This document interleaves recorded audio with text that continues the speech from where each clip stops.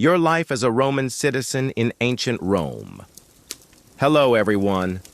Today we're going to explore your life as a Roman citizen in ancient Rome. Close your eyes and let your mind drift back nearly 2,000 years to the bustling yet surprisingly peaceful rhythms of daily life in the greatest city the ancient world had ever known. Dawn in the Eternal City. The first light of dawn creeps gently through the wooden shutters of your modest apartment on the third floor of an insula, one of Rome's many multi-story buildings. You are Marcus Flavius, a middle-class Roman citizen living during the reign of Emperor Trajan around 110 CE, when Rome was at the height of its golden age. The city stretches endlessly in all directions from your window, nearly 1 million souls calling this magnificent metropolis home. As consciousness slowly returns to you, the familiar sounds of Rome awakening drift up from the streets below. The gentle clip-clop of donkey hooves on stone pavement mingles with the distant calls of early merchants setting up their stalls in the forum. Somewhere in the building, you can hear the soft murmur of your neighbor's morning prayers to the household gods, the lares and penates, who watch over every Roman home. Your small but comfortable apartment consists of 3 rooms, a main living area, a tiny kitchen, and your sleeping chamber. The walls are painted in warm ochre and deep red, colors that Romans believe bring good fortune and prosperity. Simple but elegant frescoes depicting pastoral scenes adorn the walls. Peaceful countryside villas with olive groves and vineyards, places you dream of retiring to someday when your work as a government clerk has earned you enough to purchase a small plot of land outside the city. You rise slowly from your bed, a simple wooden frame with a mattress stuffed with wool and straw, surprisingly comfortable despite its modest construction. The morning air carries the familiar scent of baking bread from the local bakery downstairs. Old Gaius has been up since before dawn, as he has every day for the past 30 years, preparing the daily bread that sustains the neighborhood. Moving to your small wash basin, you splash cool water on your face and hands.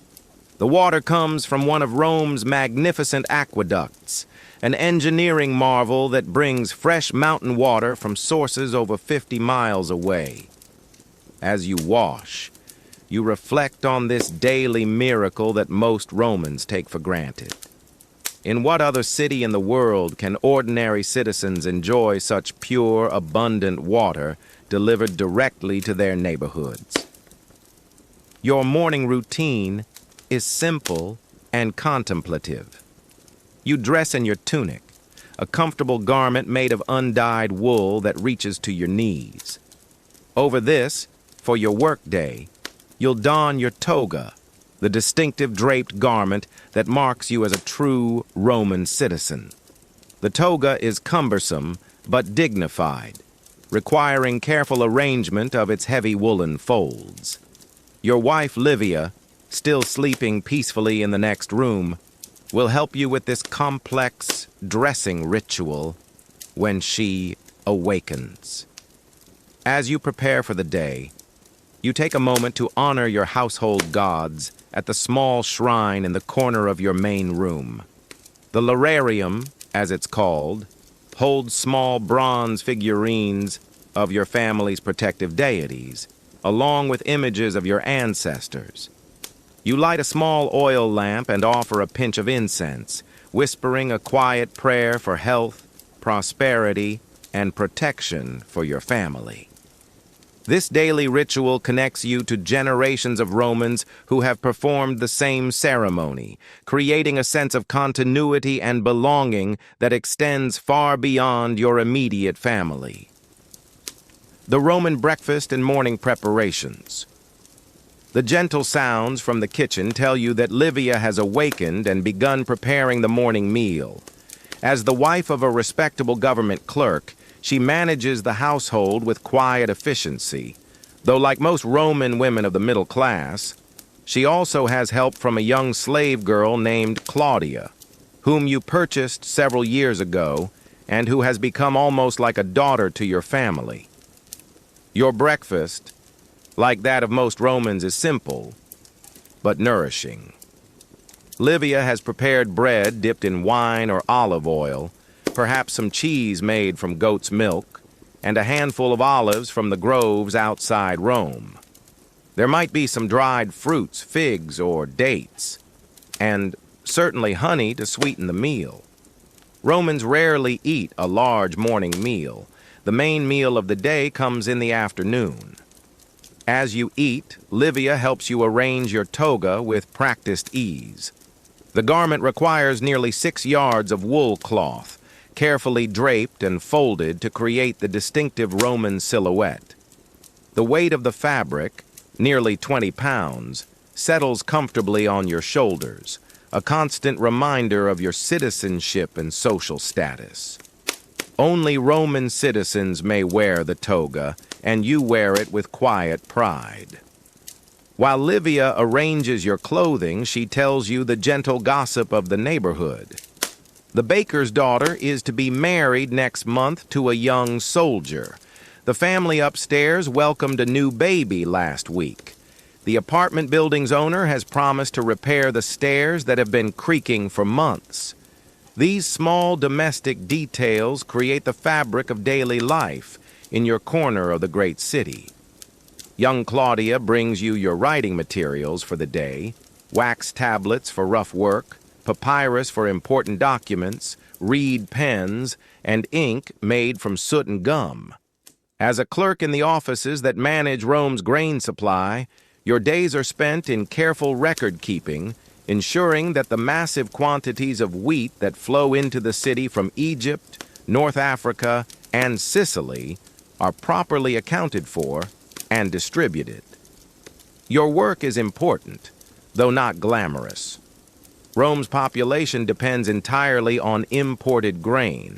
The Italian countryside alone could never feed 1 million people. The complex system of purchasing, shipping, storing, and distributing this grain requires hundreds of clerks like yourself, men with good handwriting and mathematical skills who can be trusted with accurate record-keeping. It's steady work that provides a comfortable living and the respect of your neighbors. Before leaving for work, you take a moment to step onto the small balcony that overlooks the street. The morning sun casts long shadows between the buildings, and the air still holds the cool freshness of dawn. Below, the street is beginning to come alive with the day's activities. A water carrier passes by, his large clay amphora balanced expertly on his shoulder.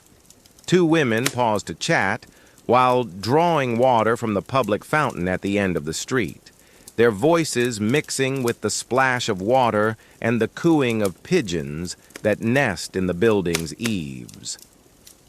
The Roman breakfast and morning preparations. The gentle sounds from the kitchen tell you that Livia has awakened and begun preparing the morning meal. As the wife of a respectable government clerk, she manages the household with quiet efficiency, though like most Roman women of the middle class, she also has help from a young slave girl named Claudia, whom you purchased several years ago and who has become almost like a daughter to your family. Your breakfast, like that of most Romans, is simple, but nourishing. Livia has prepared bread dipped in wine or olive oil, perhaps some cheese made from goat's milk, and a handful of olives from the groves outside Rome. There might be some dried fruits, figs, or dates, and certainly honey to sweeten the meal. Romans rarely eat a large morning meal. The main meal of the day comes in the afternoon. As you eat, Livia helps you arrange your toga with practiced ease. The garment requires nearly 6 yards of wool cloth, carefully draped and folded to create the distinctive Roman silhouette. The weight of the fabric, nearly 20 pounds, settles comfortably on your shoulders, a constant reminder of your citizenship and social status. Only Roman citizens may wear the toga, and you wear it with quiet pride. While Livia arranges your clothing, she tells you the gentle gossip of the neighborhood. The baker's daughter is to be married next month to a young soldier.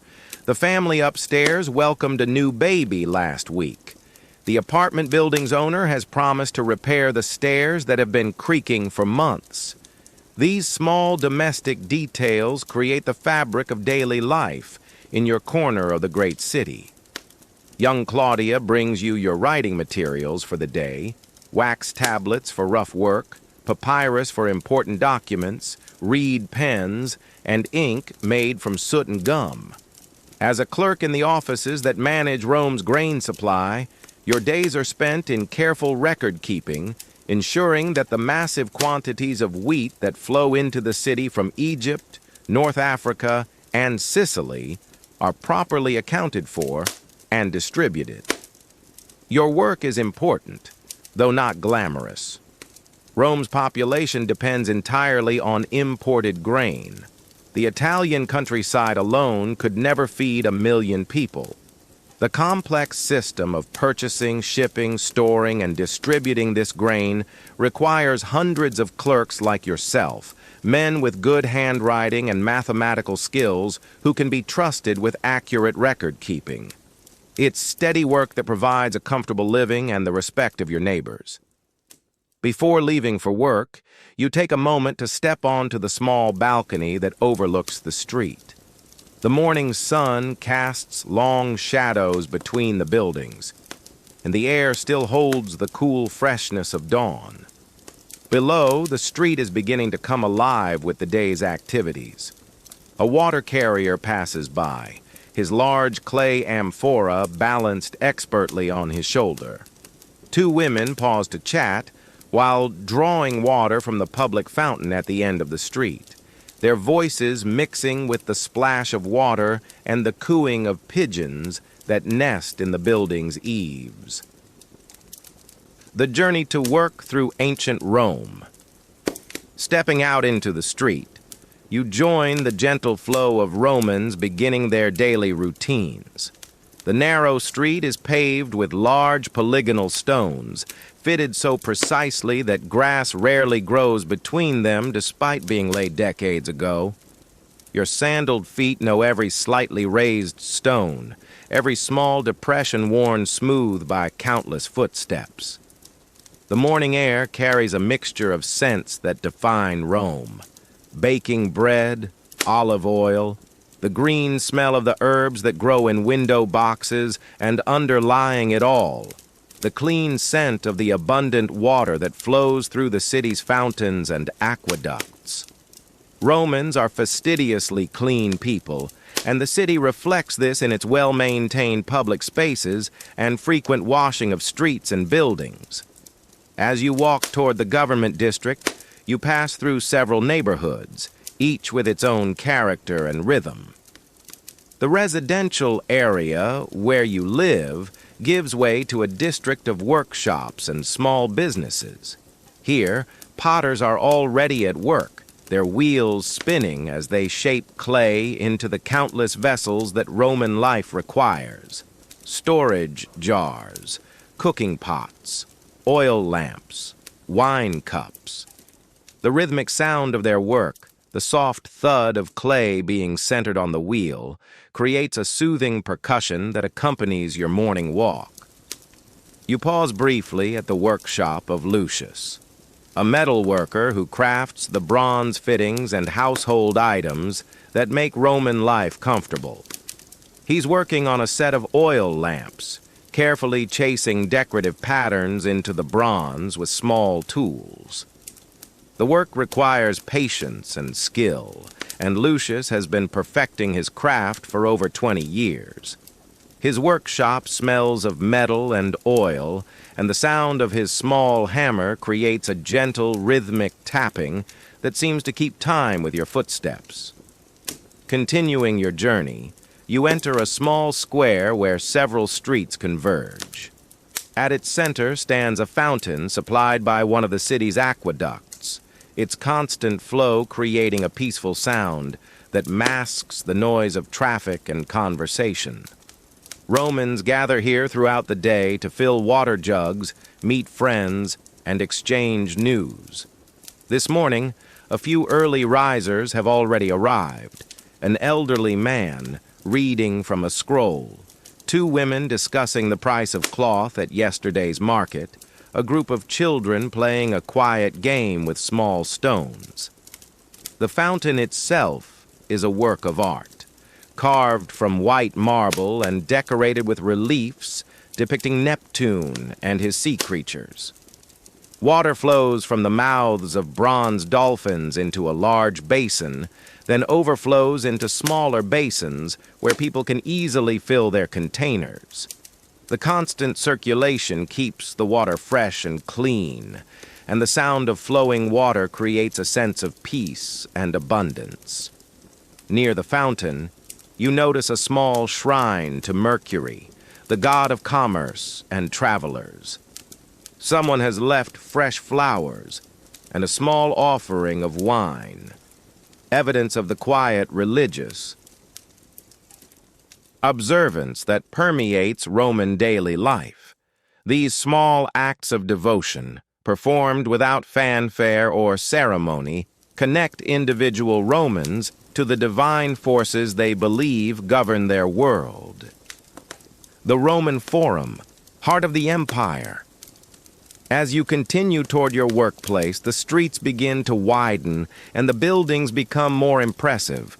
You're approaching the heart of Rome, the Forum Romanum, the political, commercial, and religious center, not just of the city, but of the entire Roman world. Even at this early hour, the Forum is beginning to fill with people from every corner of the empire. The Forum is a vast rectangular space surrounded by magnificent buildings, temples, basilicas, government offices, and shops. The ground is paved with travertine limestone, cut and fitted with the precision that characterizes all Roman engineering. Columns of marble rise on all sides, supporting porticos that provide shade and shelter for the crowds that gather here daily. You enter the Forum through the Clivus Capitolinus, a gently sloping road that leads from the residential districts. As you crest the small hill, the full majesty of the Forum spreads before you. To your right stands the Temple of Vesta, where the sacred fire of Rome burns continuously, tended by the Vestal Virgins. To your left rises the Basilica Julia, a massive building where legal proceedings take place and merchants conduct business. The early morning light strikes the marble facades of the buildings, creating a warm, golden glow that seems to make the stone itself luminous. The architectural harmony of the Forum reflects the Roman genius for creating public spaces that inspire both awe and comfort. Everything is built on a human scale despite the grandeur. The columns are proportioned to make people feel significant rather than diminished. The spaces are large enough to accommodate crowds, but intimate enough for conversation. As you walk across the Forum, you encounter the wonderful diversity of Rome's population. A merchant from Gaul, identifiable by his distinctive cloak and the amber jewelry he wears, discusses a shipment of wine with a Roman trader. Two Egyptian scribes, their heads shaved in the manner of their homeland, compare papyrus documents. A Germanic tribesman, perhaps the auxiliary soldier on leave, stands in wonder before the Temple of Jupiter, clearly awed by the massive structure. The sounds of the Forum are equally diverse. Latin, spoken in a dozen different accents, Greek conversation between educated men, the occasional burst of Germanic or Celtic from barbarian visitors. Yet somehow all these voices blend into a harmonious whole, a reflection of Rome's genius for incorporating diverse peoples into a unified civilization. Near the center of the forum stands the rostra, the speaker's platform from which magistrates address the people. Even empty, it radiates authority and dignity. The platform is decorated with the bronze prows of ships captured in ancient naval battles, symbols of Rome's mastery over the Mediterranean Sea. You reflect that from this modest platform, decisions are announced that affect millions of people across 3 continents. The quiet dignity of government work. Your destination is a complex of buildings near the forum that house various government offices. The building where you work is impressive but not ostentatious, built of good limestone with marble trim, designed to convey competence and reliability rather than overwhelming grandeur. A small inscription above the entrance identifies it as the office of the Praefectus Annonae, the magistrate responsible for Rome's grain supply. Inside, the building is cool and quiet, a refuge from the increasing bustle of the streets.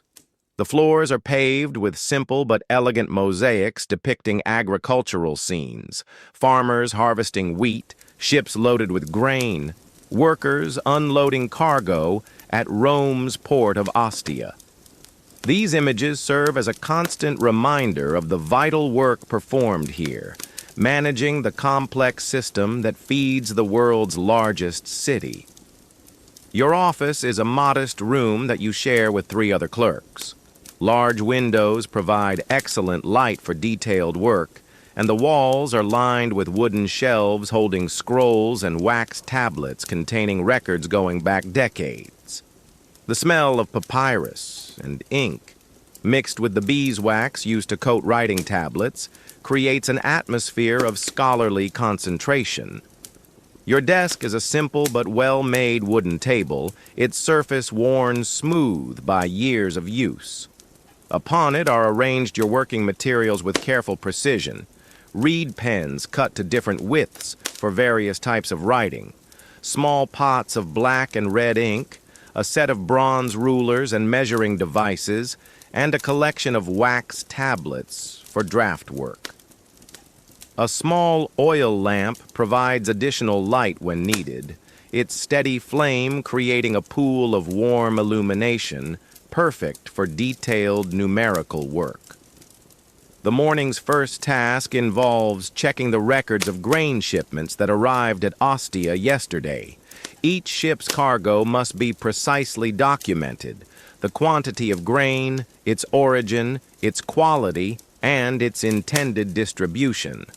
This information flows through a chain of clerks and supervisors, ensuring that every bushel of wheat is accounted for from the moment it enters Roman territory until it reaches the bakeries that will transform it into bread for the city's population. The work requires concentration, but is oddly soothing in its routine precision. Each entry follows the same format. Each calculation follows established procedures developed over generations of experience. There's a meditative quality to the careful formation of letters on papyrus, the quiet scratch of reed pen on smooth writing surface, the gentle rustle of scrolls being unrolled and consulted. Your colleagues work with similar quiet concentration. Gaius Octavius, an older man nearing retirement, has been doing this work for over 30 years and moves through his tasks with the smooth efficiency of long practice. Marcus Brutus, younger than yourself, brings enthusiasm and careful attention to detail to his responsibilities. Lucius Cornelius, the senior clerk, occasionally offers guidance or answers questions, his vast experience making him invaluable to the office's smooth operation. The rhythm of Roman administrative life. The morning passes peacefully as you lose yourself in the familiar rhythms of your work. The office maintains an atmosphere of quiet efficiency. Conversation is kept to a minimum, but when questions arise, they're answered helpfully and completely. This isn't the silence of oppression, but rather the comfortable quiet of people engaged in meaningful work they understand and respect. Around the fourth hour of the day, what we would call 10 a.m., a break in routine occurs as a messenger arrives from Ostia with urgent dispatches. A large convoy of grain ships from Alexandria has arrived earlier than expected, and the port facilities need guidance on storage and priority of distribution. This requires consultation of various records and the preparation of detailed instructions for the port officials.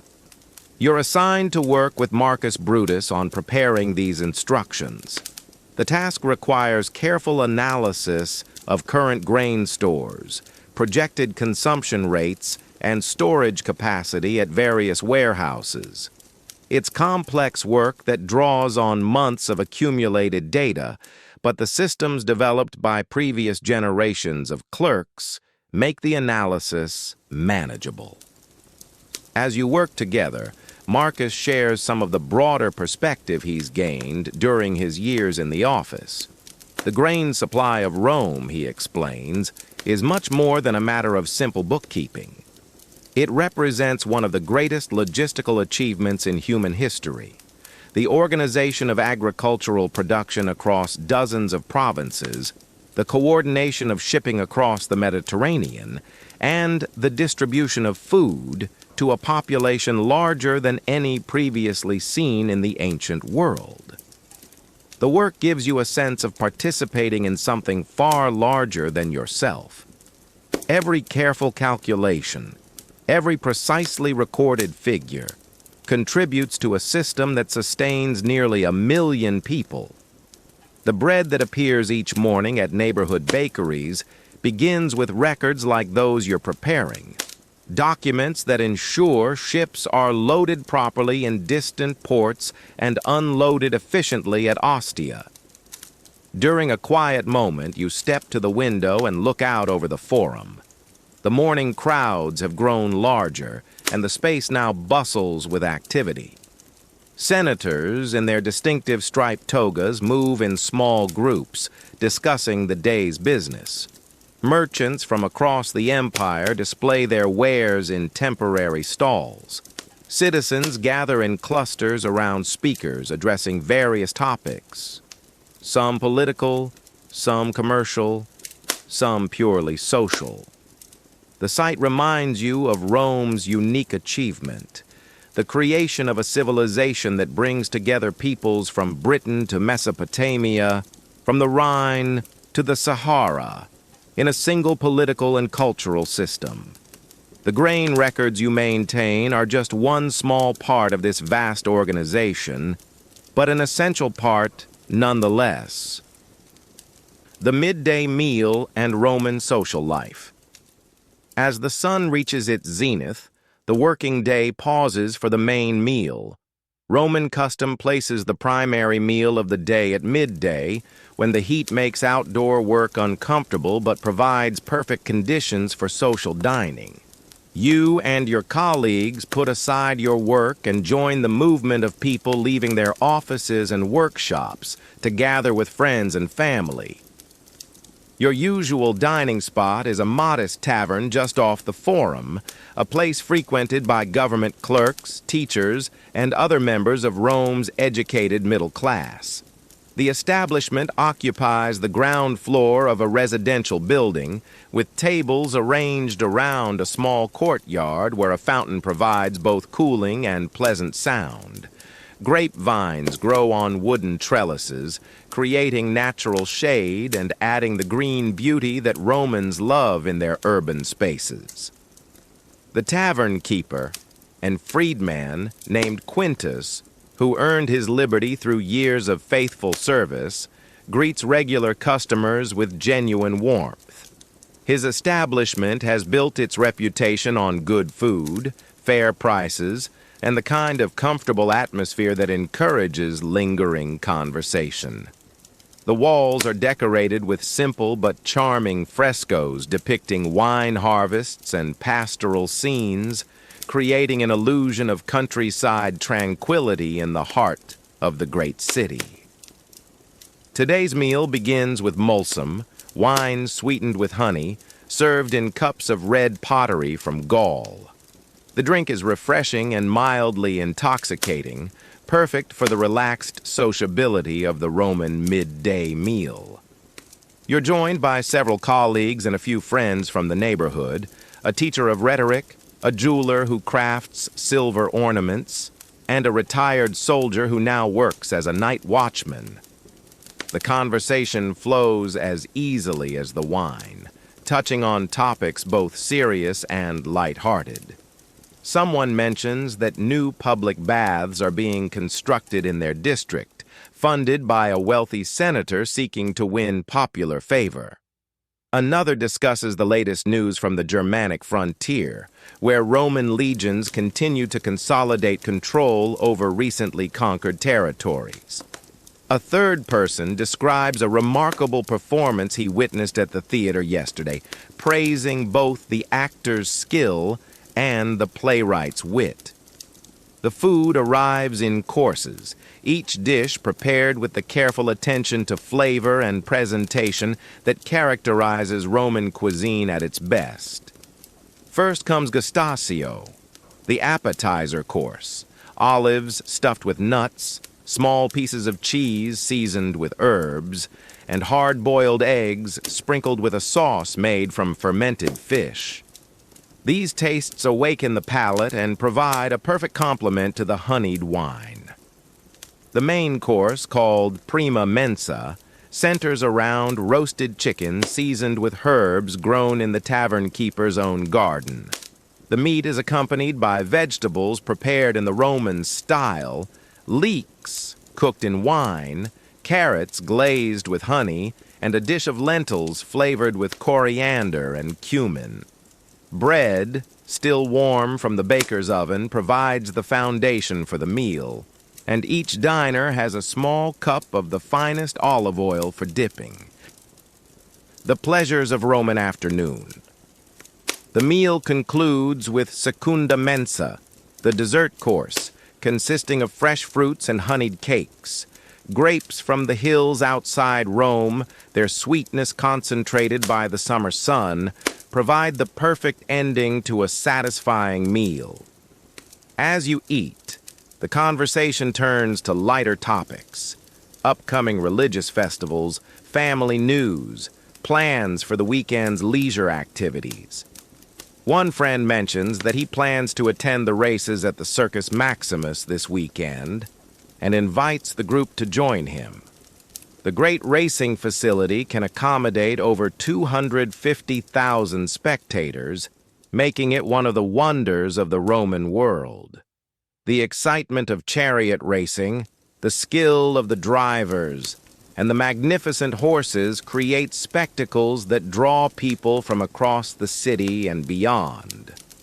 Another suggests a visit to the Campus Martius, the great field outside the city walls where Romans gather for exercise and recreation. The space includes facilities for wrestling, running, and ball games, as well as areas for more casual activities like walking and conversation. Many Romans make daily visits to the Campus Martius, finding that physical exercise provides a perfect balance to the mental demands of their work. As the meal winds down, you feel the deep satisfaction that comes from good food shared with good friends.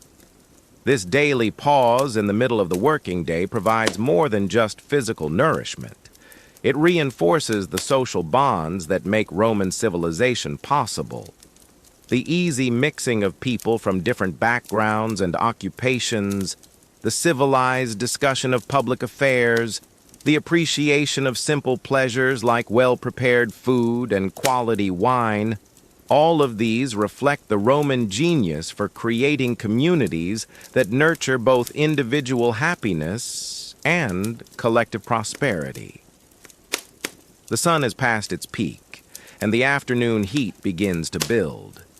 Inside the tavern, the temperature remains comfortable thanks to the thick stone walls and the cooling effect of the courtyard fountain.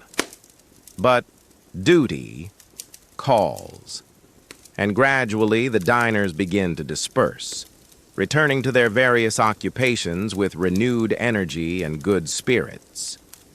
You settle your modest bill with Quintus, exchanging a few words about the quality of this season's wine harvest and the prospects for the upcoming gladiatorial games. These brief personal interactions, multiplied thousands of times across the city each day, create the web of relationships that make Rome a community rather than just a collection of strangers living in proximity. Afternoon work and the satisfaction of duty. Returning to the office, you find the afternoon light streaming through the windows at a different angle, creating new patterns of illumination and shadow on the familiar workspace. The post-meal period is traditionally a time for less demanding tasks, reviewing completed work, organizing files, preparing materials for the following day's activities. Your afternoon assignment involves updating the master records that track grain consumption patterns throughout the city. This work requires consulting reports from dozens of bakeries and distribution points, consolidating their information into summary documents that will guide future supply decisions. It's detailed work, but not mentally taxing, perfect for the slightly drowsy period that often follows a good meal. As you work, you become aware of the afternoon sounds of Rome filtering through the windows. The forum below has settled into its afternoon rhythm. Less hurried than the morning, more contemplative and social. You can hear the voices of orators practicing their speeches, the occasional burst of applause from citizens gathered around a particularly eloquent speaker, the musical calls of vendors selling everything from fresh fruit to writing materials. The work itself has a meditative quality. Each entry requires the same careful attention, the same precise formation of letters, the same methodical checking and cross-checking of figures. Your hand moves across the papyrus with the smooth efficiency developed through years of practice, creating neat columns of information that will be consulted by administrators for months to come. Occasionally, you pause to rest your writing hand and reflect on the broader significance of your work. The records you maintain represent more than mere numbers. They document the success of Roman civilization in solving one of humanity's most basic challenges, the reliable provision of food for large urban populations. No previous society had managed to create and sustain cities as large as Rome, and the achievement rests largely on the kind of careful administrative work you perform daily. Your colleague, Gaius Octavius, working at the adjacent desk, occasionally shares observations drawn from his 3 decades of experience. He's witnessed the evolution of Rome's grain supply system, seen it adapt to changing circumstances and grow more sophisticated over time. His stories provide historical context that makes your daily work feel like participation in an ongoing historical process rather than mere routine drudgery. Late in the afternoon, a small crisis develops when a discrepancy appears in the records from one of the major storage facilities. The numbers don't match between different reports, suggesting either an error in record keeping or possible theft of grain. This type of problem requires immediate attention, as any disruption in the grain supply can quickly lead to shortages and civil unrest. You work with Lucius Cornelius to trace the discrepancy through multiple layers of documentation. The investigation requires careful analysis and cross-referencing of numerous records, but the systematic approach developed by Roman administration makes the process manageable. After an hour of concentrated effort, you discover that the problem stems from a simple copying error. One clerk wrote CC 200, where he should have written CCC 300, creating an apparent shortfall that existed only on paper. Evening preparations and the Roman bath. As the working day draws to a close, you complete your final tasks and prepare your workspace for tomorrow's activities. Papers are filed in their proper locations, writing materials are cleaned and organized, and a summary of the day's work is prepared for your supervisor's review. This end-of-day routine ensures that each morning begins with everything in proper order, ready for whatever challenges the new day might bring. The late afternoon sun slants through the office windows, casting long shadows and creating a golden atmosphere that signals the approaching end of the working day. Your colleagues also begin their closing routines, and conversation becomes more relaxed and personal. Plans are made for evening activities, family obligations are discussed, and the transition from public duty to private life begins.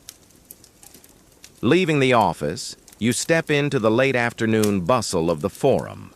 The character of the great space changes throughout the day, and this hour brings its own particular atmosphere. The harsh midday sun has softened to a warm golden light that makes the marble facades glow with an almost magical luminescence. The crowds have thinned somewhat, but those who remain seem more relaxed, more inclined to linger and enjoy the beauty of their surroundings.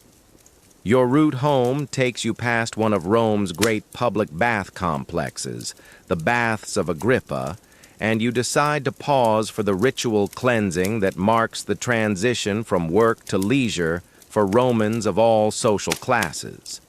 The baths represent one of Rome's greatest contributions to human civilization. The idea that cleanliness and relaxation should be available to all citizens, not just the wealthy. The entrance to the baths opens onto a large courtyard surrounded by columns and decorated with statues of gods and heroes. The space immediately creates a sense of entering a different world, one dedicated to physical and spiritual renewal rather than the practical demands of daily work. Other bathers move through the space with the unhurried pace that characterizes the Roman approach to personal care and relaxation. Inside, the baths complex reveals itself as a marvel of engineering and design. The building contains a series of rooms maintained at different temperatures, allowing bathers to move gradually from cool to warm to hot environments and back again. The floors and walls are heated by a sophisticated system of underground furnaces and hollow wall spaces that circulate warm air throughout the building. You begin, following Roman custom, in the apoditerium, the changing room, where you remove your toga and tunic and store them in a niche watched over by a slave attendant. The room is decorated with mosaics depicting athletic activities, wrestling, running, discus throwing, images that celebrate the physical vigor that the baths are designed to promote and maintain. Moving to the tepidarium, the warm room, you feel your muscles begin to relax in the gentle heat. Other bathers lounge on marble benches, some engaged in quiet conversation, others simply enjoying the peaceful atmosphere. The room's temperature is perfectly calibrated to prepare the body for the more intense heat to come, while providing a comfortable environment for gradual relaxation. The ritual of Roman bathing. The caldarium, the hot room, envelops you in intense but not uncomfortable heat, generated by the hypocaust system beneath the floors. The walls radiate warmth, and the air shimmers slightly with moisture from the heated pools. This is the heart of the Roman bathing experience, where the heat opens pores and promotes the deep cleansing that Romans consider essential to to health and well-being. You immerse yourself in the hot pool, feeling the day's tensions dissolve in the warm water.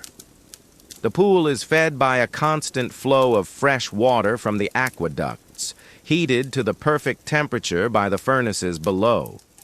Other bathers share the space quietly, each absorbed in their own experience of relaxation and renewal.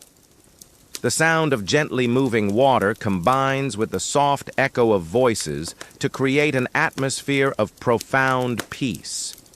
After sufficient time in the hot water, you move to a marble table where a bath attendant uses a strigil, a curved bronze scraper, to remove oil and impurities from your skin.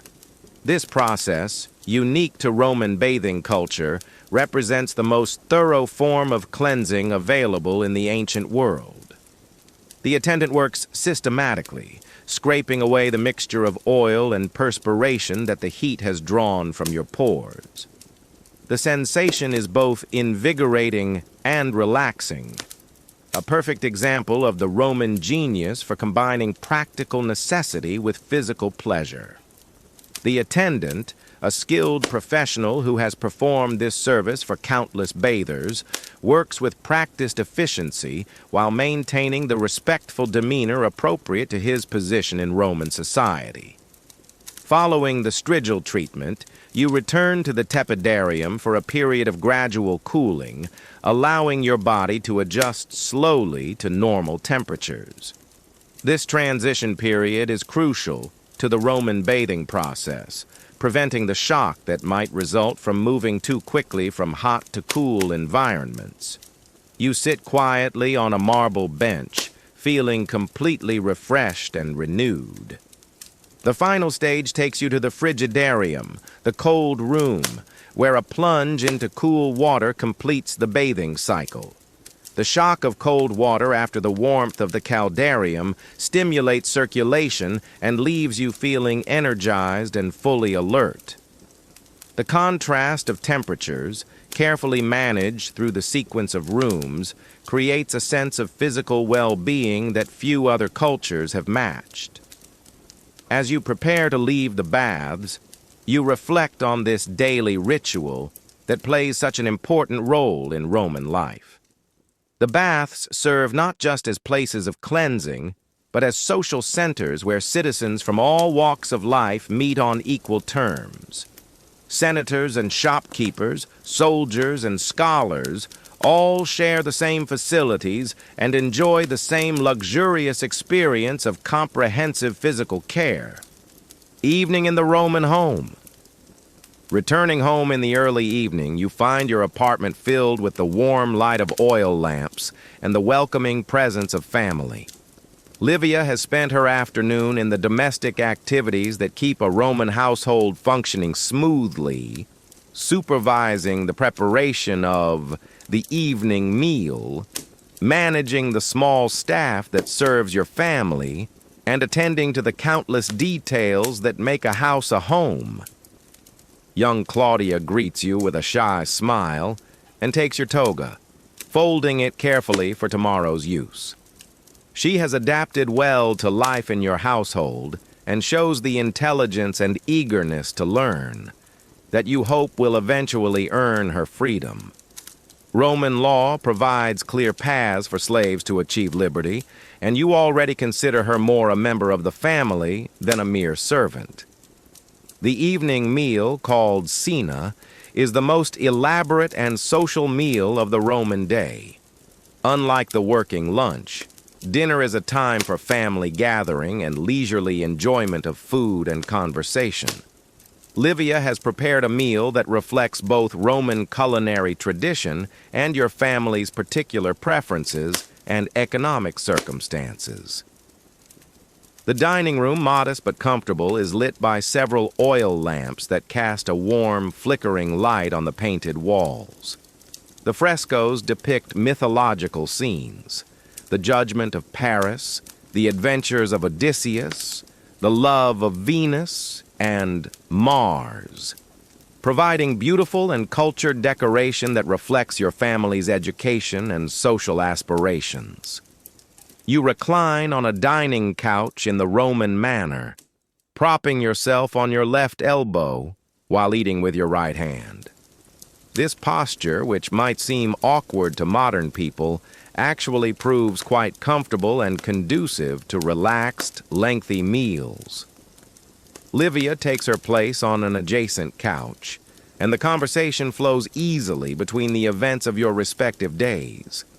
The meal begins with simple but flavorful dishes: fresh bread with olive oil and herbs, olives from the family grove of Livia's father, and a light wine mixed with water in the Roman fashion. Romans rarely drink undiluted wine, considering it both unhealthy and socially inappropriate. The mixture creates a refreshing beverage perfect for leisurely sipping throughout the meal. Roman family life and evening conversations. As you dine, Livia shares the news and gossip from her day's activities. She visited the local market where prices for olive oil have risen due to poor weather in southern Italy, but where an abundant harvest of vegetables promises variety and reasonable costs for the coming weeks.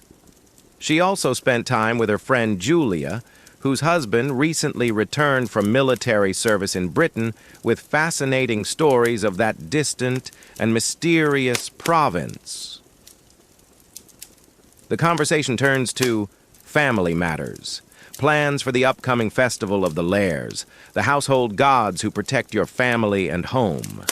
This celebration will require special foods, decorations for the house, and small gifts for friends and neighbors. Livia has already begun the preparations, consulting with other women in the neighborhood to coordinate activities and share responsibilities. You tell her about your day's work, describing the morning's routine tasks and the afternoon's investigation of the discrepancy in grain records. She listens with genuine interest, understanding that your work, while not glamorous, plays an important role in maintaining the complex systems that make Roman urban life possible.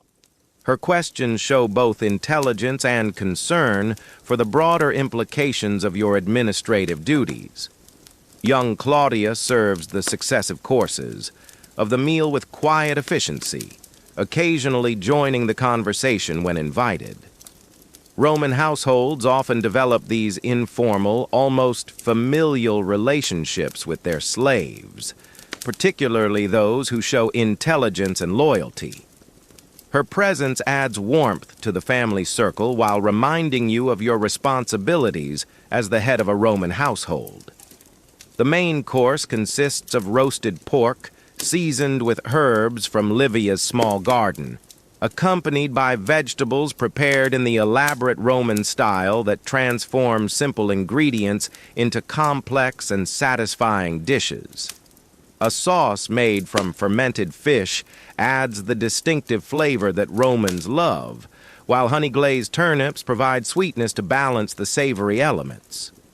As the meal progresses, the conversation ranges widely across topics of both personal and public interest. You discuss the latest news from the provinces, speculating about the emperor's policies and their likely effects on daily life in Rome. You talk about friends and neighbors, sharing observations about the small dramas and comedies that provide the human interest in any close-knit community. The evening light fading outside creates an atmosphere of intimacy and security within your small apartment. The oil lamps cast dancing shadows on the walls, and the sounds of the city settling into its nighttime rhythm drift through the windows.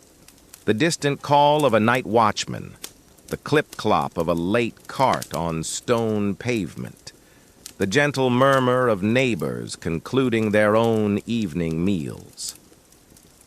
Roman evening entertainment and leisure. After the meal, you and Livia move to the main room of your apartment for the evening's leisure activities. Romans placed great value on the cultivation of mind and spirit, believing that a truly civilized life requires attention to intellectual and artistic pursuits, as well as practical necessities. Even families of modest means like yours make time for reading, music, and thoughtful conversation. Livia brings out her work basket, containing the materials for a piece of embroidery she's been creating over the past several months.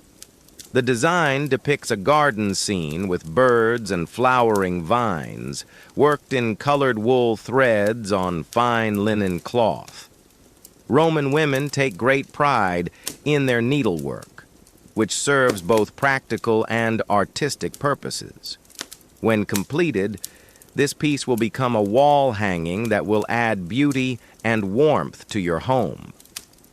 You settle into your favorite chair, a simple but comfortable wooden seat with a cushion stuffed with wool, and unroll a scroll containing the works of Virgil. The Aeneid, Rome's great national epic, never fails to provide both entertainment and instruction.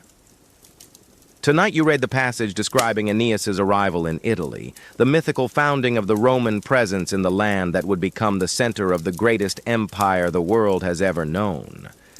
The rhythm of Virgil's verse, the noble sentiments expressed in elegant Latin, and the familiar yet ever-inspiring story of Rome's legendary origins create a perfect accompaniment to the evening's peaceful domesticity. You read aloud occasionally, sharing particularly beautiful passages with Livia, who listens while continuing her delicate needlework.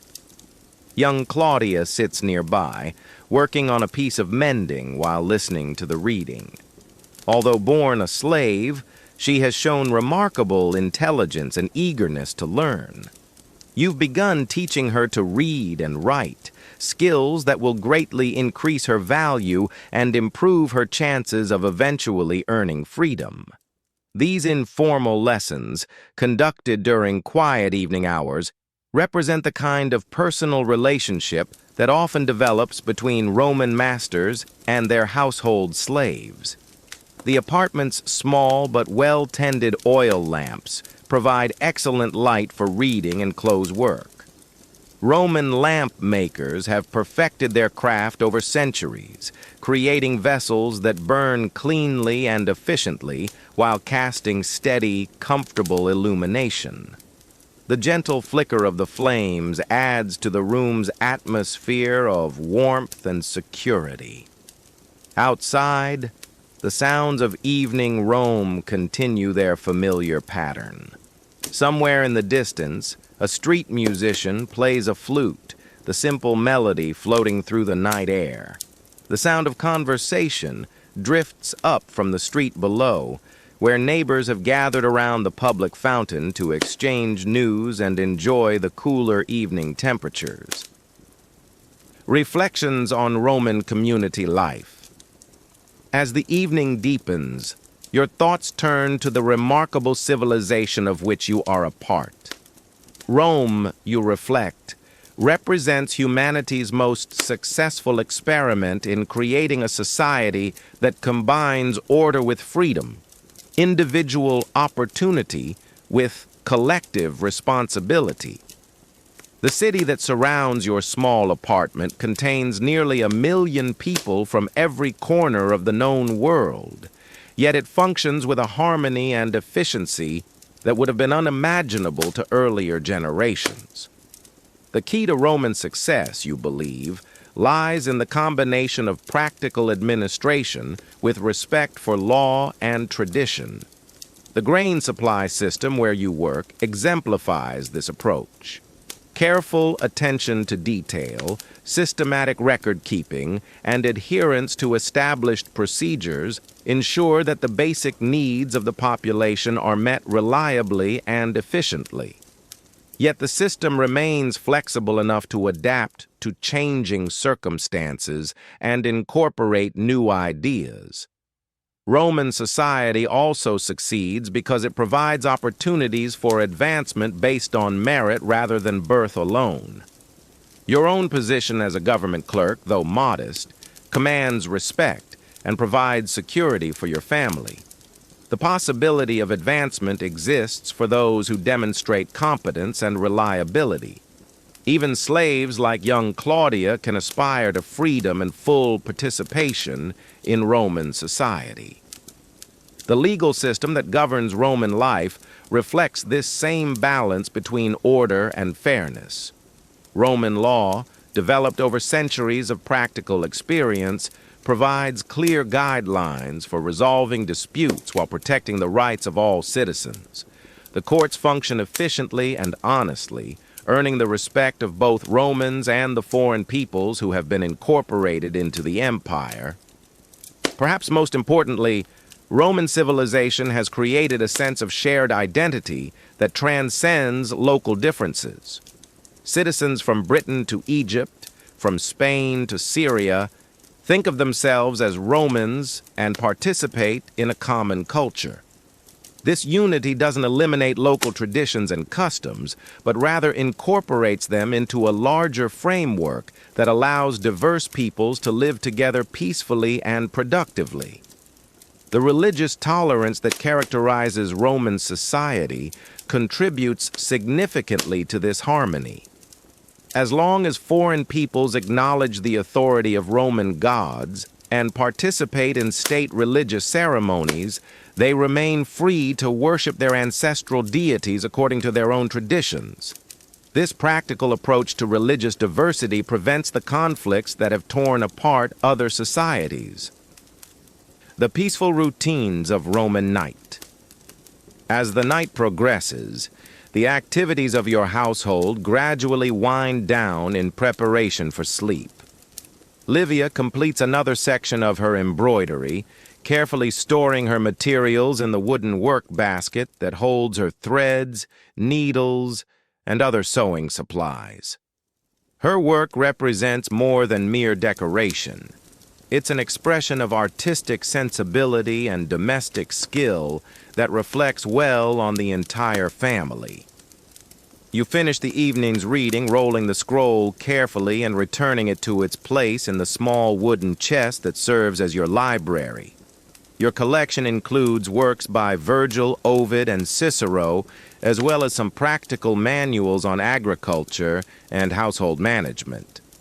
Books are expensive, but you consider them essential to maintaining the cultured life appropriate to a Roman citizen. Young Claudia has completed her mending and now helps prepare the household for night.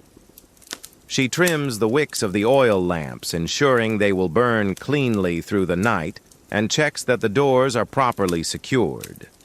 Her quiet efficiency and obvious care for the household's welfare reinforce your decision to gradually prepare her for eventual freedom.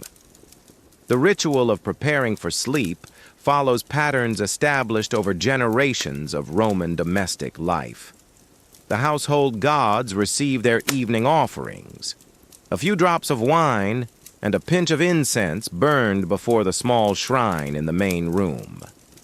This daily observance maintains the family's relationship with the divine forces believed to protect the home and ensure the welfare of its inhabitants.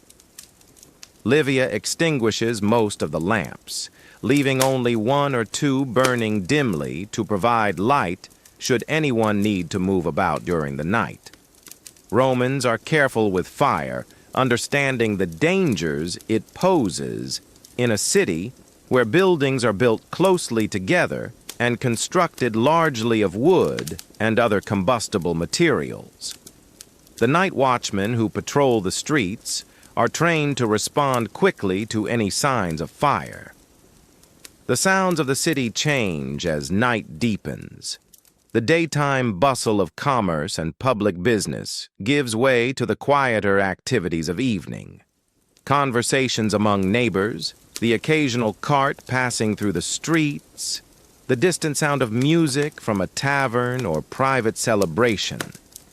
These sounds create a sense of community and security, reminding you that you are part of a great city that never truly sleeps.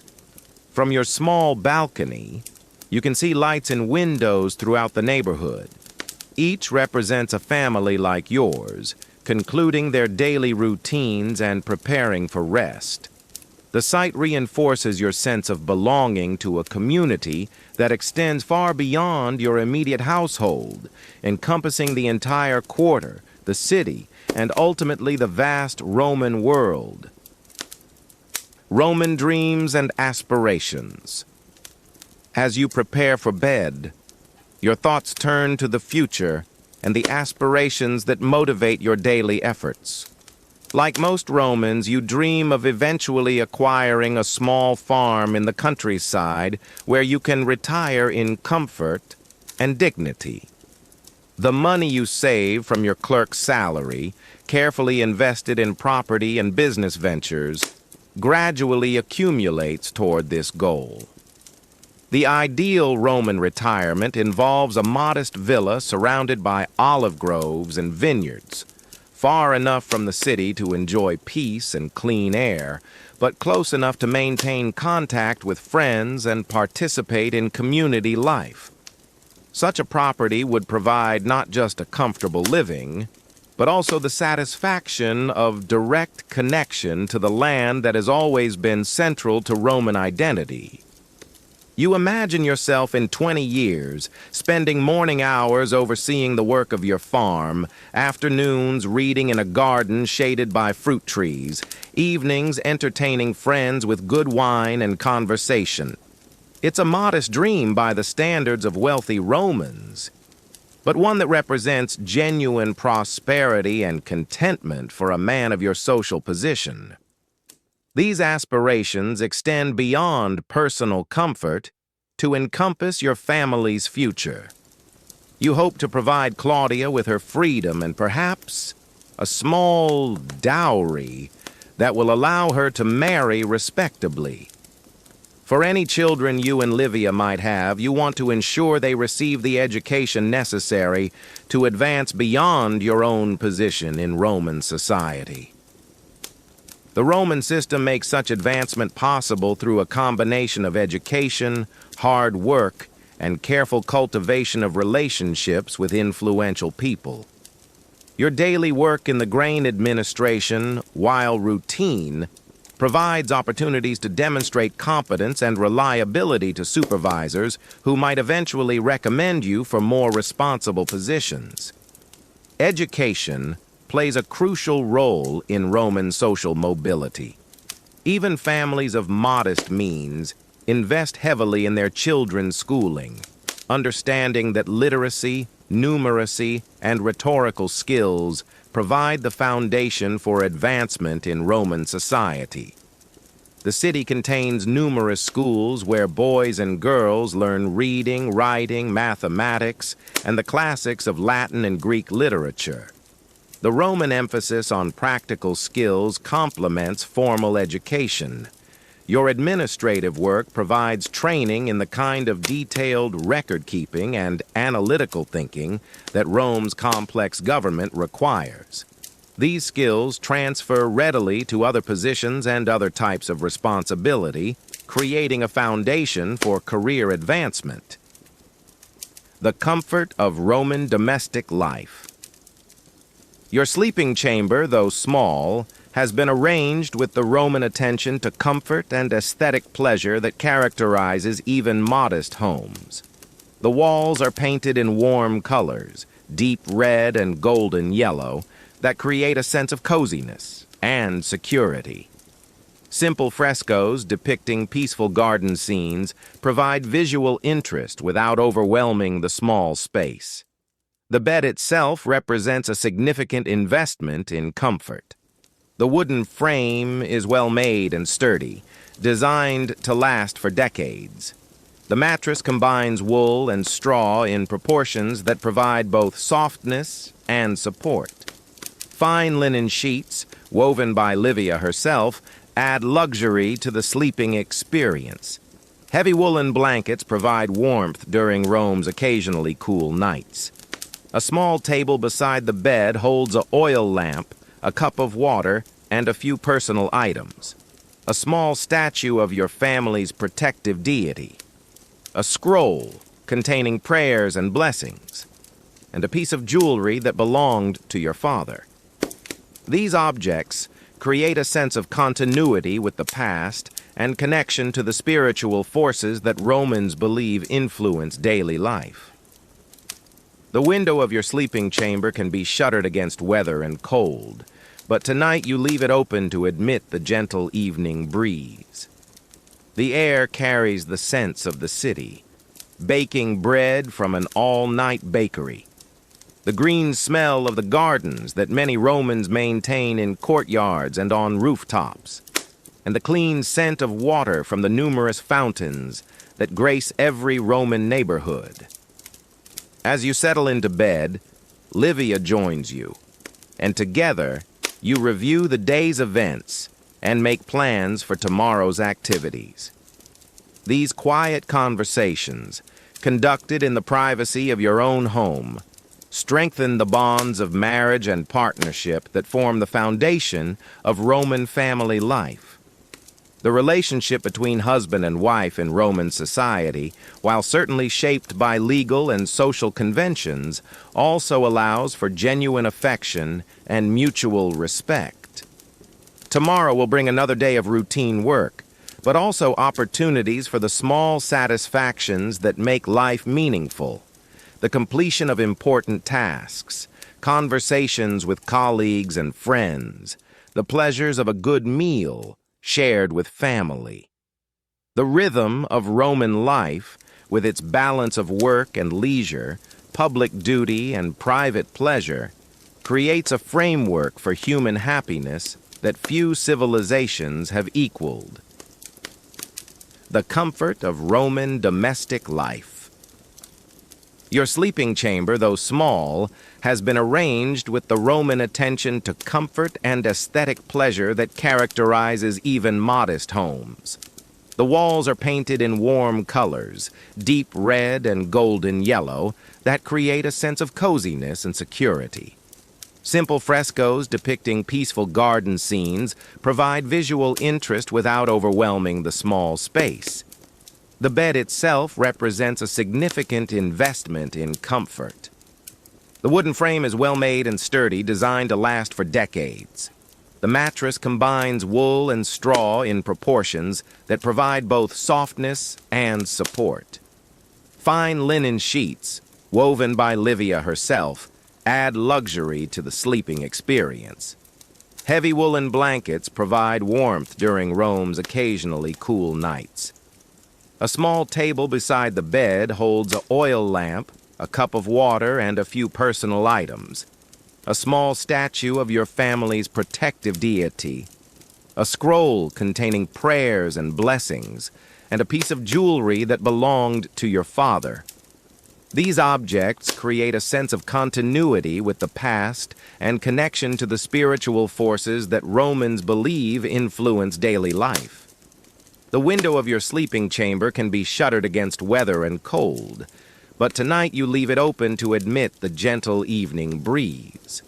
The air carries the scents of the city, baking bread from an all-night bakery, the green smell of the gardens that many Romans maintain in courtyards and on rooftops, and the clean scent of water from the numerous fountains that grace every Roman neighborhood.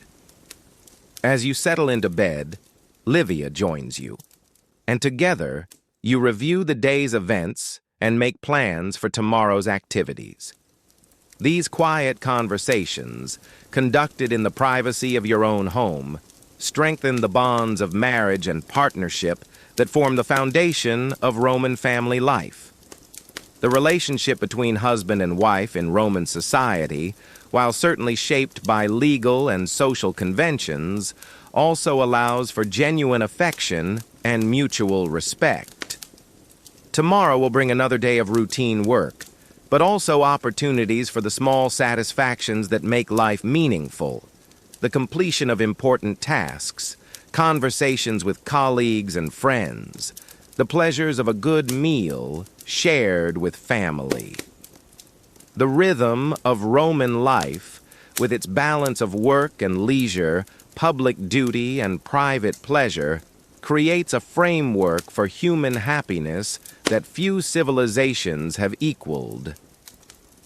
Dawn and the eternal cycle.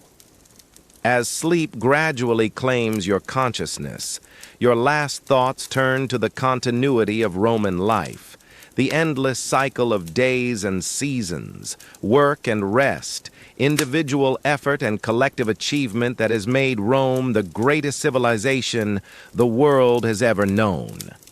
Tomorrow will bring another day much like today, with its familiar routines and small satisfactions, its contributions to the vast enterprise of Roman society.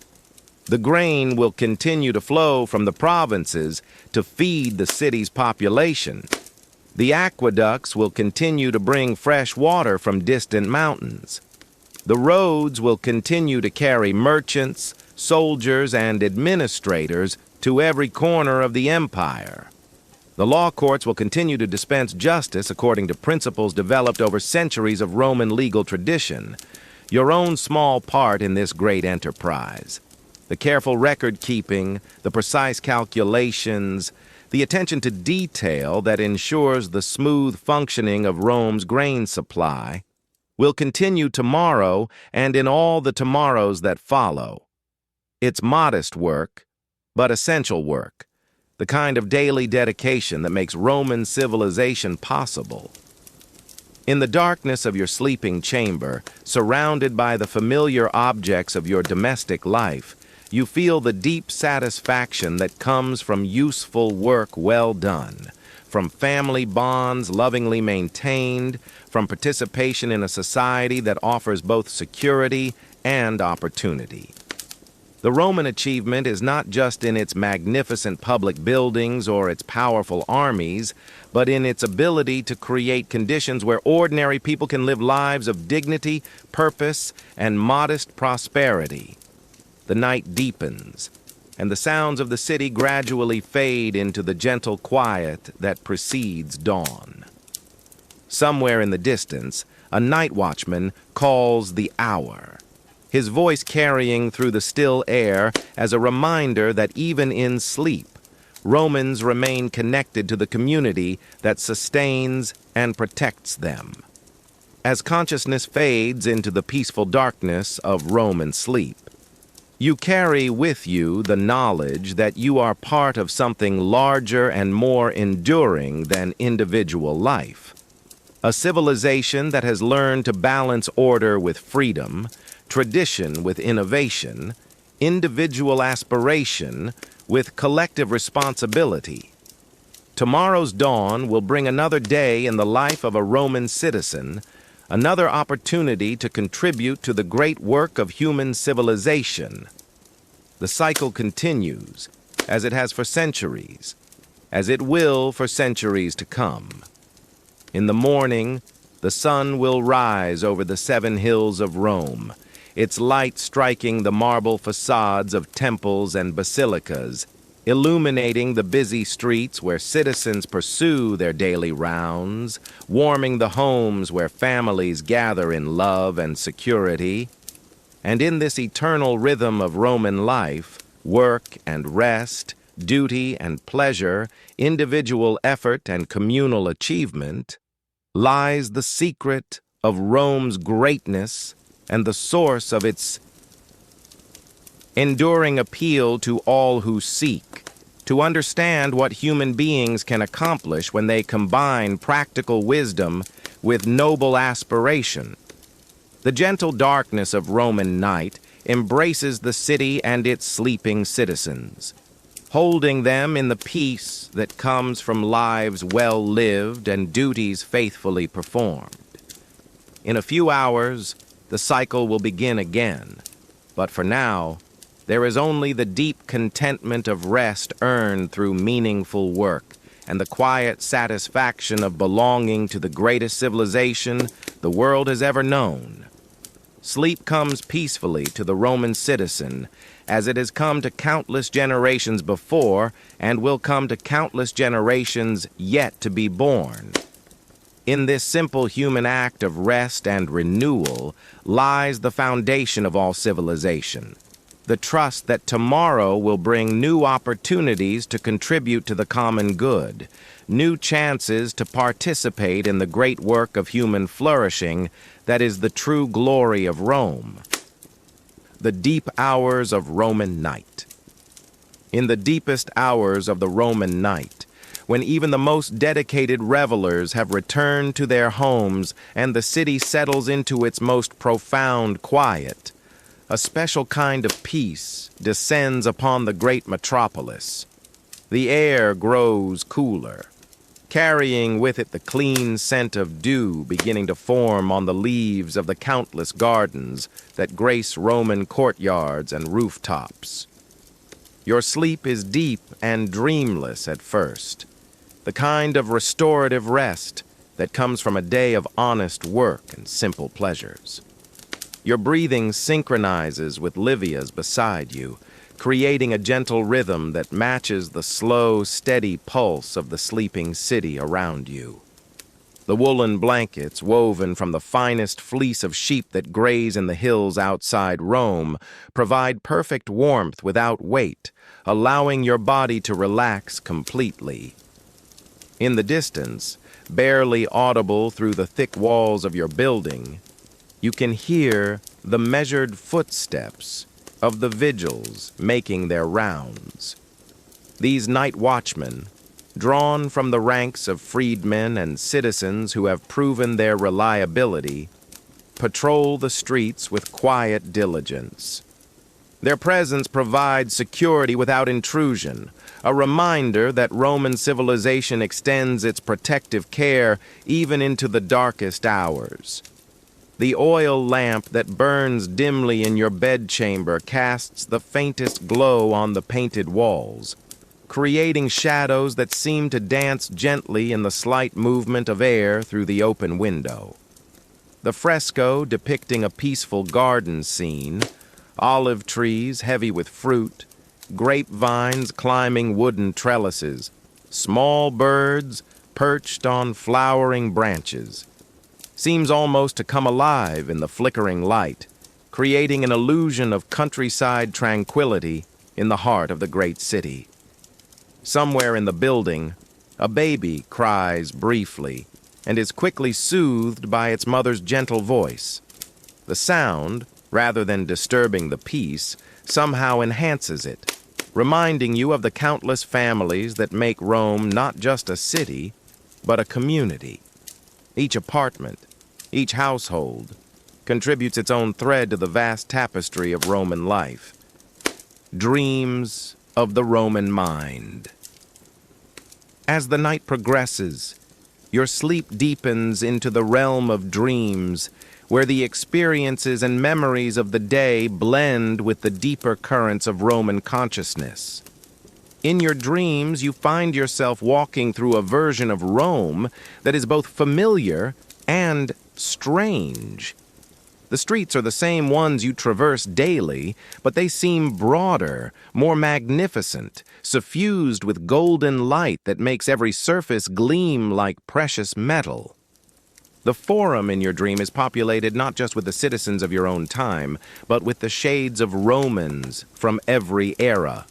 Legendary figures from the earliest days of the Republic, heroes of the great conquests, wise senators and brilliant generals all moving together in a timeless pageant of Roman glory.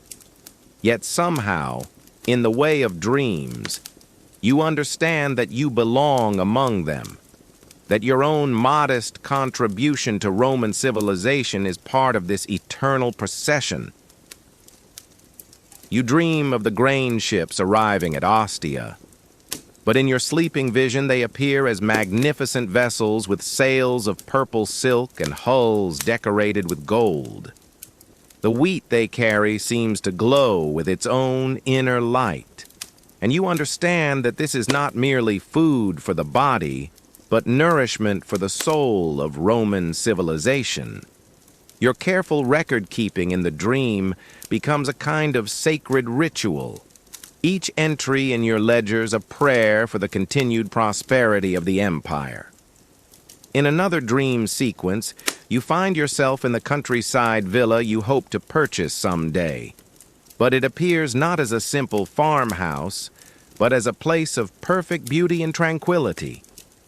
The olive groves stretch to the horizon, their silver-green leaves shimmering in perpetual sunshine. The grapevines are heavy with fruit of every color, deep purple, golden yellow, brilliant red, and the air is filled with the sound of gentle music and the voices of friends sharing stories and laughter. Livia appears in your dreams as well, but she seems somehow more radiant, more perfect than even her waking beauty.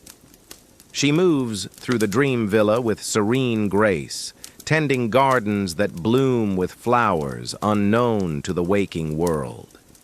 Her voice, when she speaks, carries the wisdom of all Roman women who have created homes and raised families, who have preserved the domestic virtues that make civilization possible.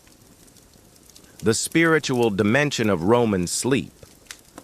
Roman understanding of sleep recognizes it as more than mere physical rest. It is a time when the soul communes with the divine realm, when messages from the gods may come through dreams, when the deeper truths of existence become accessible to human consciousness. In your sleeping state, you feel connected not just to your own life and family, but to the eternal forces that govern the universe. You dream of the household gods, your family's Lares and Penates, but they appear not as small bronze figurines, but as living presences filled with warm light. They move through your apartment with loving care, checking on your sleep, ensuring your safety, blessing your modest possessions with their divine protection. Their presence in the dream fills you with a profound sense of security and belonging that extends far beyond the physical walls of your home. The dream takes you to the great temples of Rome, but you see them not as tourist or casual visitor, but as true participant in the city's religious life. You stand in the temple of Jupiter Optimus Maximus, the greatest shrine of the Roman people, and feel the presence of the god himself, not as distant or fearsome deity, but as the father of the Roman people, the source of their strength and wisdom. In the temple, you meet other Romans from across the empire, soldiers from the Germanic frontier, merchants from Alexandria, scholars from Athens, farmers from Sicily. Despite their different backgrounds and occupations, you recognize them all as part of the same great family, united by their shared participation in Roman civilization. The dream conversation flows easily between Latin and Greek, sometimes in languages you don't consciously know but somehow understand perfectly. The spiritual dimension of your dream life reflects the Roman ability to balance practical concerns with higher aspirations. Even in sleep, the Roman mind seeks harmony between individual desires and collective good, between earthly responsibilities and divine purposes. Your dreams don't offer escape from daily life, but rather reveal its deeper significance and meaning. The rhythm of Roman seasons. Your dreams carry you through the cycle of seasons in Roman life, each with its own particular beauty and significance. You experience the spring awakening of the Roman countryside, when the hills around the city burst into flower and the air fills with the scent of blossoming fruit trees. In your dream, you walk through meadows carpeted with wildflowers while farmers prepare their fields for planting, their songs of labor creating a joyful symphony that celebrates the renewal of life. Summer appears in your dreams as a time of abundance and fulfillment. The sun shines with perfect warmth, never too hot, never too cool. The gardens of Rome bloom with extraordinary beauty.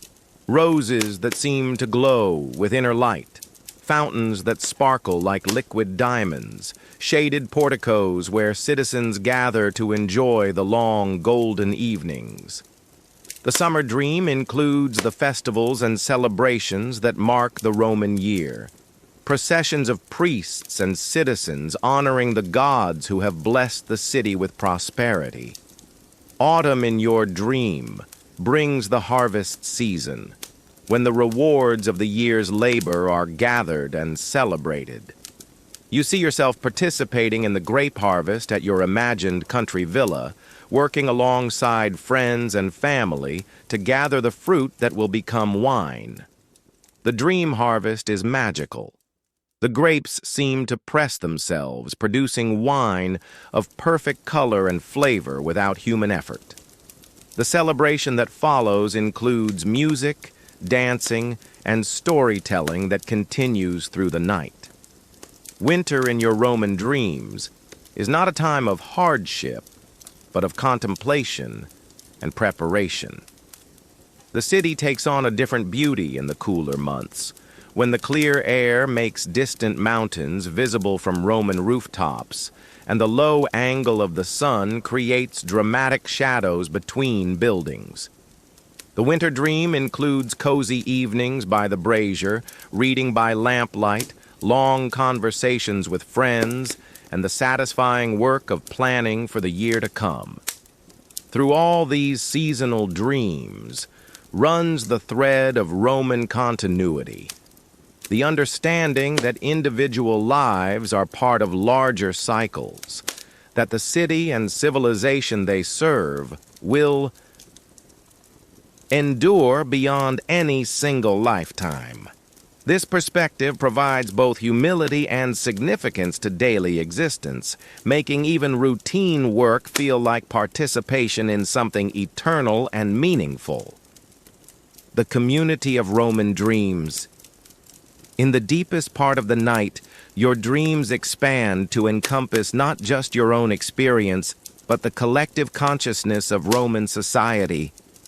You find yourself sharing in the dreams of your neighbors, your colleagues, your fellow citizens throughout the city and empire. This dream community transcends the boundaries of individual life, creating a sense of unity and shared purpose that reflects the Roman genius for building lasting civilizations. You dream of old Gaius the baker, but in your sleeping vision he appears not as a simple tradesman, but as a kind of priest of sustenance, transforming grain into bread through sacred ritual.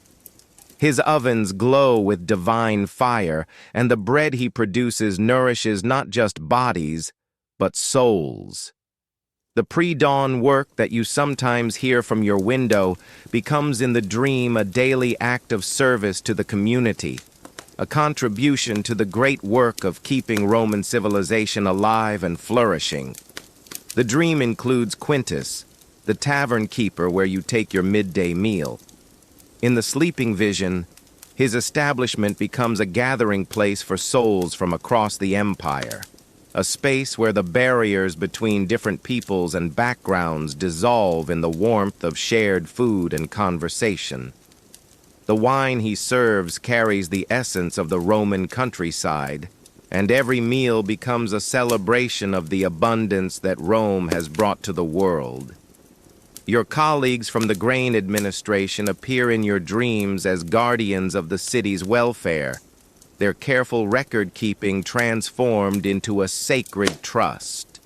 The ledgers and calculations that fill your waking hours become in the dream realm scrolls of wisdom, documents that ensure the continuity of Roman prosperity. The office building where you work appears as a temple dedicated to the practical virtues that make civilization possible: order, accuracy, reliability, dedication to the common good.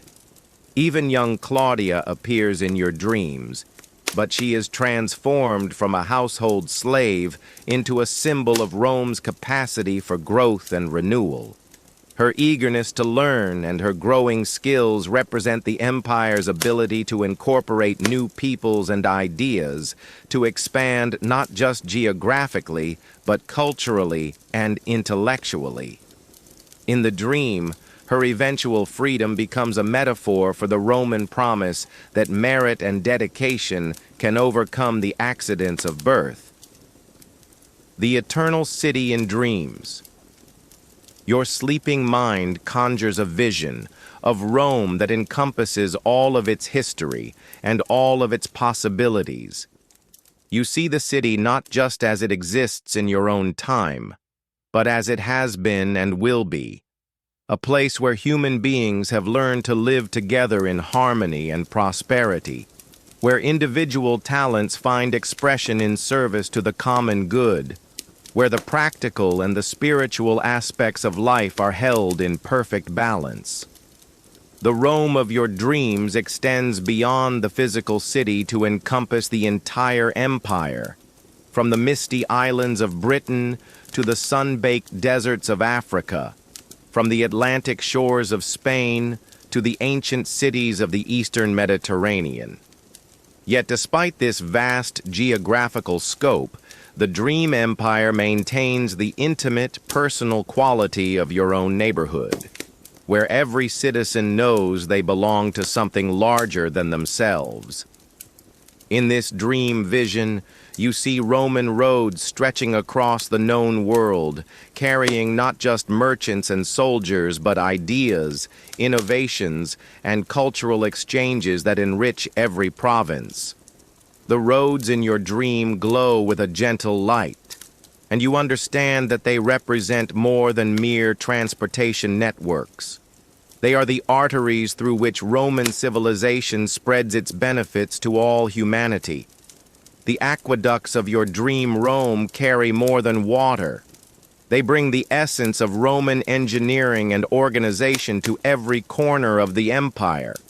The clear mountain water that flows through these magnificent structures symbolizes the purity of Roman law and administration, the transparent honesty that allows diverse peoples to trust in Roman justice and governance. The amphitheaters and theaters of the Dream Empire provide not just entertainment, but education in Roman values and culture. The games and performances that take place in these venues teach lessons about courage, honor, skill, and the proper relationship between individual excellence and community welfare.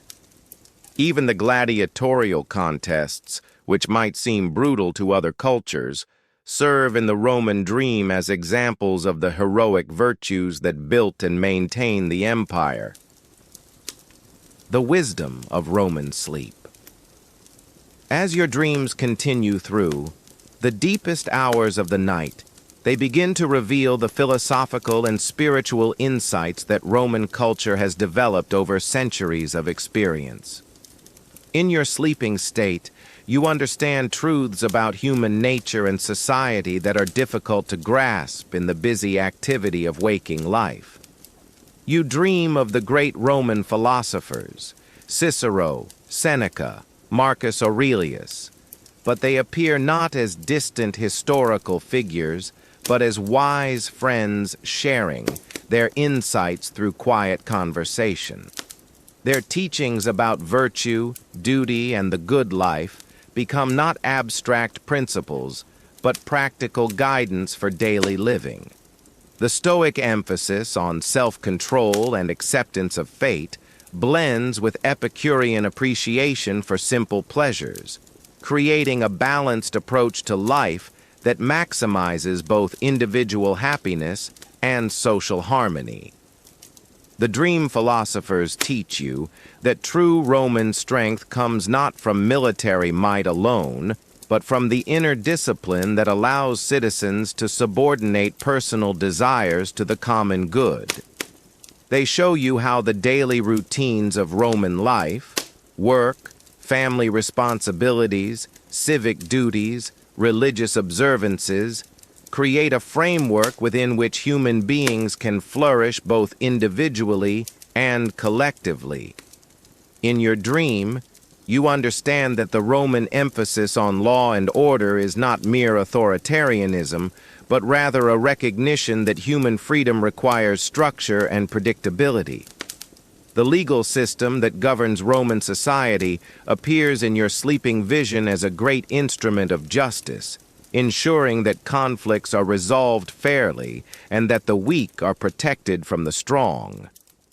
The dream reveals that Roman religious practice, with its emphasis on ritual and tradition, serves to connect individuals to the larger rhythms of existence. The cycles of nature, the succession of generations, the eternal struggle between order and chaos. The gods of Rome appear in your dreams not as supernatural beings demanding worship, but as symbols of the forces that govern human life and the virtues that make civilization possible. The personal and the universal. In the later hours of the night, your dreams become more personal, while simultaneously more universal, reflecting the Roman understanding that individual life gains meaning through connection to larger purposes. You dream of your own childhood, but the memories are transformed by the perspective of adult experience and Roman wisdom. You see your father teaching you the basic skills of Roman citizenship, how to read and write, how to calculate, how to behave respectfully toward elders and authorities. But in the dream, these lessons appear not as mere instruction, but as initiation into the great tradition of Roman civilization. Your father becomes a representative of all Roman fathers, passing on not just practical knowledge, but the cultural DNA that makes Roman society possible. Your dream includes your wedding to Livia, but the ceremony is elevated beyond personal happiness to become a symbol of the family bonds that form the foundation of Roman society. The vows you exchange are not just promises between two individuals, but commitments to the larger community that depends on stable families for its continuation. The blessing of the household gods extends not just to your own marriage, but to the institution of marriage itself as a pillar of Roman civilization. The dream shows you moments of ordinary Roman life, sharing a meal with friends, watching children play in the street, listening to music in the evening air. But these simple pleasures are revealed as the true treasures of human existence. The Roman genius for creating conditions where such moments can occur regularly and safely appears as one of the great achievements of human civilization. Your work in the grain administration takes on cosmic significance in the dream realm. Each careful entry in your ledgers becomes a contribution to the vast web of activities that keep Roman civilization functioning. The wheat shipments you record in the dream are transformed into golden streams of life-giving substance, and your administrative duties become a form of priestly service to the community's welfare. The approach of dawn. As the night reaches its deepest point and begins the slow turn toward morning, your dreams gradually shift from the vast perspectives of empire and civilization to the more intimate concerns of daily life. The grand visions of Roman glory and eternal purpose slowly give way to anticipation of the coming day's activities and responsibilities. You dream of the morning routine that will soon begin, the gentle awakening, the washing and dressing, the simple breakfast shared with Livia, the careful arrangement of your toga, the walk through the streets to your office. But these ordinary activities are suffused with the significance revealed by your night's dreaming. Each routine action appears as a small but important contribution to the great work of maintaining Roman civilization. The dream anticipates the pleasure of greeting your colleagues at the office, the satisfaction of completing the day's assigned tasks, the companionship of the midday meal, the relaxation of the evening bath. These simple pleasures, which might seem trivial to someone unfamiliar with Roman values, are revealed as the true substance of the good life, the daily experiences that make human existence meaningful and worthwhile.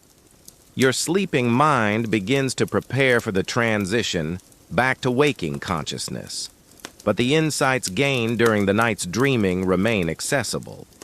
The sense of connection to the larger purposes of Roman civilization, the understanding of your own role in the great enterprise of human community, the appreciation for the simple pleasures that make life worth living. All of these remain as permanent additions to your conscious understanding. In the dream's final phases, you see yourself rising from bed, beginning another day of Roman life, but now with enhanced awareness of the significance and beauty of ordinary existence. The routine activities of daily life are transformed by the perspective gained through sleep and dreaming, becoming opportunities for the expression of Roman virtues and the advancement of Roman civilization, the eternal return. As the first faint light of dawn begins to appear at the edge of your window, your dreams complete their cycle and prepare to release you back to waking consciousness.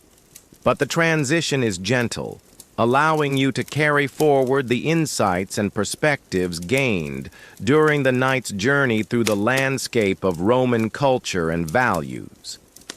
You dream one final time of the eternal city, but now you see it not as a place frozen in time, but as a living, growing organism that adapts and evolves while maintaining its essential character. The Rome of your dreams encompasses past, present, and future, showing you that the civilization you serve is not just a temporary arrangement, but a permanent achievement of human genius and dedication. The dream Rome includes not just the grand public buildings and monuments that visitors admire, but the countless small homes and workshops where ordinary citizens like yourself live and work. The true glory of Roman civilization lies not in its spectacular achievements, but in its ability to create conditions where ordinary people can live extraordinary lives, lives of dignity, purpose, and genuine happiness. In your final dream vision, you see yourself and Livia as elderly citizens, enjoying the retirement villa you hope to purchase with your savings. But the dream reveals that this future happiness is not separate from your present life, but grows directly from it. The careful work you perform each day, the love you share with your family, the friendships you maintain with neighbors and colleagues, all of these are the seeds from which future contentment will grow. The dream ends with a vision of continuity. You see other young Romans beginning their careers, starting families, learning the skills and values that will allow them to contribute to the great work of maintaining and expanding Roman civilization. Your own life appears as one link in an eternal chain, each generation building on the achievements of the previous one while preparing the foundation for the next. As consciousness slowly returns and the dream fades into memory, you carry with you the profound sense of belonging and purpose that makes Roman life so deeply satisfying. The new day that is beginning will bring the same routine activities as yesterday, but they are transformed by the understanding that they are part of something larger, more meaningful, and more enduring than individual existence. The sun rises over the 7 hills of Rome, its light striking the marble facades of temples and basilicas, warming the streets where citizens prepare for another day of work and community life.